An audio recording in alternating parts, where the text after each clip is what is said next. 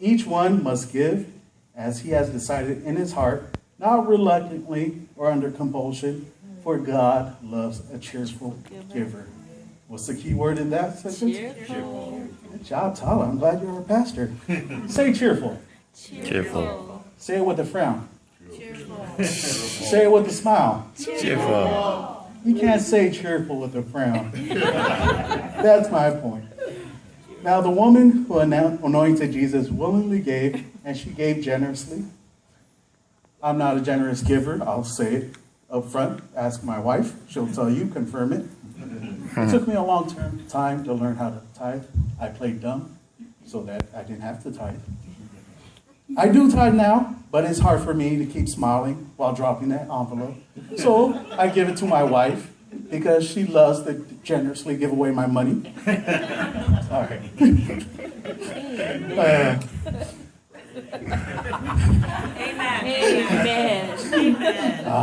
That's why I don't let her read my sermons beforehand. It's a funny thing because Shantae, she's not here. Shantae, she was mad at me because Isaiah, I'm sorry, I'm going to point you out on this, but she said that Isaiah did something stingy with his birthday money. I'm not going to say exactly what, but she blamed me for it. Like, why? Because you sit next to him. Like my cheapness is viral. Osmosis. I'm smart with my money. I'm not cheap. Now, I was hesitant on becoming biblically generous because I always had that notion that people are just being generous just to be generous. There's no reason other than that, other than put glory on themselves. The fact of the matter is there is a reason to be generous. And Jesus explains it in parables. The parable I'm talking about is the parable of talents. Talents, in this word, is not gifts. It's not abilities. Back in those days, talents was a unit of measurement of money. It was actually money back then. And it's funny, I'm going to tell you the story, but you're going to learn how talents went from money to abilities. And it's all because of a biblical story, the parable of the talents. So the way this parable goes is there's this master, right? He's planning to go away on this trip, but he wants to give his property proper care.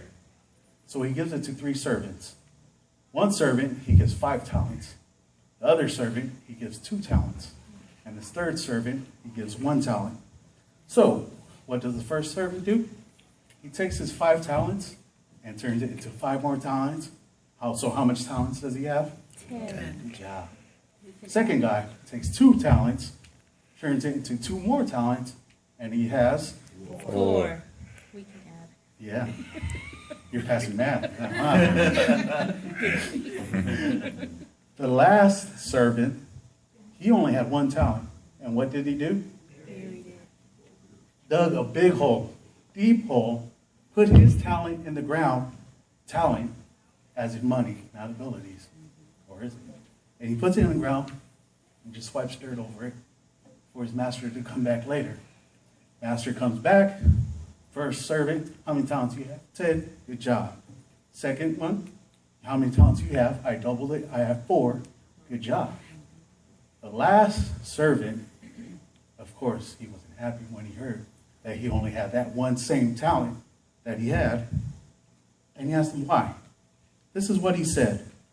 Mark 25, 24, 25. Master, I knew you to be a hard man, reaping where you did not sow, and gathering where you scattered no seeds. What is he saying here? You didn't sow any seeds there, so why go there? Sign of laziness, which the master says later. Continuing on with 25. So I was afraid, and I went and hid your talent in the ground. Here you have what is yours. The statement there, so I was afraid, is the biggest thing that stands out for me. Here is the part where it's so hard to be generous. When you give up yourself, whether it be your talent, I mean money, and also abilities. I do mean both definitions. You leave yourself vulnerable. You're vulnerable in that you leave your talent, your special gift, up for judgment. Who likes to be judged? No one does. So do you hide your talent? Some people do. Or that other meaning, you hide your money because you want to be secure. You want to make sure that you have that. And it's hard for me to say that because in that way, I am that third servant. I love to have money for the sake of having money.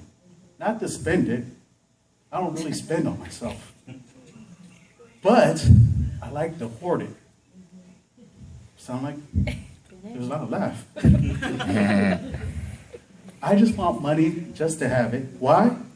Because I love it when I open my bank statement and there's money in it. I love it when there's money in my checking and savings account. Because right now I have a checking and savings account, but most of my money's in my savings account.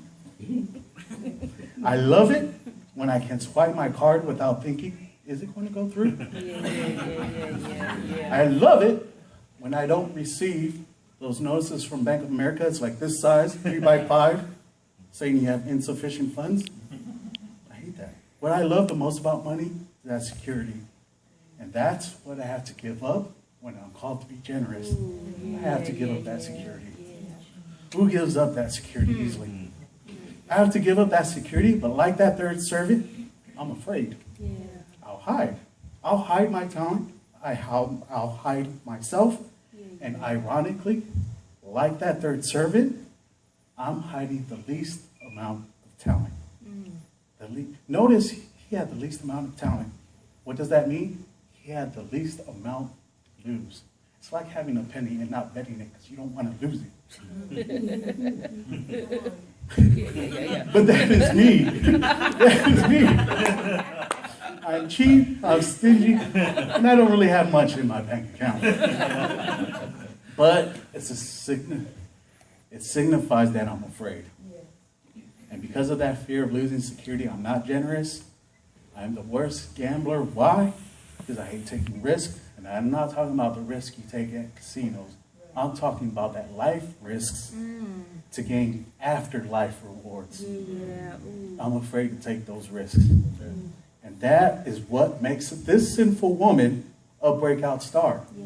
She knew she was going to get accosted the way she anointed Jesus.